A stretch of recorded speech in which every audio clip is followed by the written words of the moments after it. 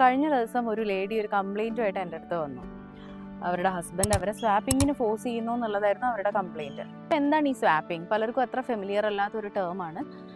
Swapping എന്ന് പറഞ്ഞു കഴിഞ്ഞാൽ നമ്മളുടെ പാർട്ട്ണറെ ഒരു സെക്ഷുവൽ ആക്ടിവിറ്റിക്ക് വേണ്ടി മറ്റൊരാളുടെ പാർട്ട്ണറുമായിട്ട് പങ്കുവെക്കുന്നത്, എക്സ്ചേഞ്ച് ചെയ്യുന്നതിനാണ് നമ്മൾ സ്വാപ്പിംഗ് എന്ന് പറയുന്നത്.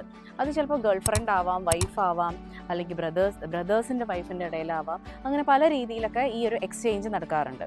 പലപ്പോഴും ഈ റിലേറ്റീവ്സിൻ്റെ ഇടയിലുള്ളതൊക്കെ ആ ഒരു ഇൻസെസ്റ്റിൻ്റെ ഭാഗമായിട്ട് ഫാമിലി കൾച്ചറിൽ ചിലപ്പോൾ അതൊരു ആക്ടിവിറ്റി ഓൺഗോയിങ് ആയിരിക്കും. പക്ഷെ വന്നു കയറുന്ന സ്ത്രീക്ക് അത് ചിലപ്പോൾ അത്ര ഉൾക്കൊള്ളാൻ പറ്റിക്കൊള്ളണം എന്നില്ല.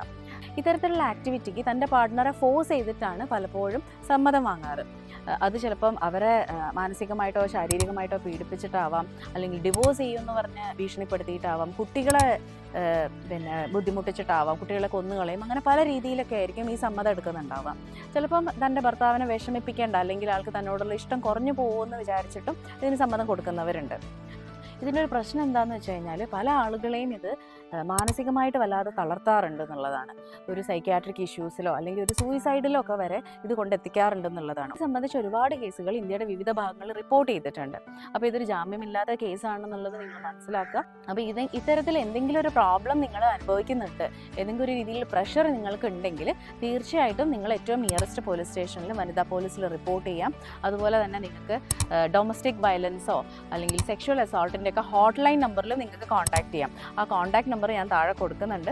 അപ്പം ഒരു രീതിയിലും സഫർ ചെയ്ത് നിൽക്കേണ്ട യാതൊരു കാര്യവുമില്ല. എത്രയും പെട്ടെന്ന് റിപ്പോർട്ട് ചെയ്യാം.